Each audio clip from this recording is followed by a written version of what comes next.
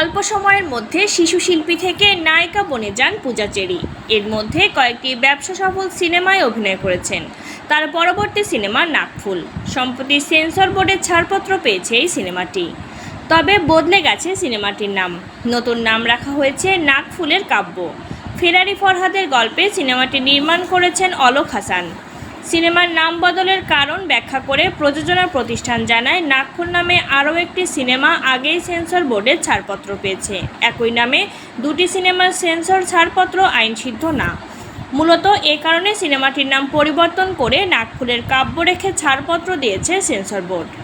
এ প্রসঙ্গে পূজা বলেন, নাকফুল নারীর কাছে একটি বিশেষ অলংকার, নারীদের কাছে এক আবেগের গয়না এটি। আশা করি ভালো গল্পের একটি সিনেমা উপহার পেতে যাচ্ছেন দর্শক। সিনেমাটিতে পূজা চেরির বিপরীতে অভিনয় করেছেন আদর আজাদ। অন্যান্য চরিত্রে অভিনয় করেছেন গাজী রাকায়েত, লুৎফর রহমান জজ, আলী রাজ সহ অনেকেই। পূজা অভিনীত সর্বশেষ মুক্তিপ্রাপ্ত সিনেমা লিপস্টিক গত ঈদ উল ফিতরে এই সিনেমাটি।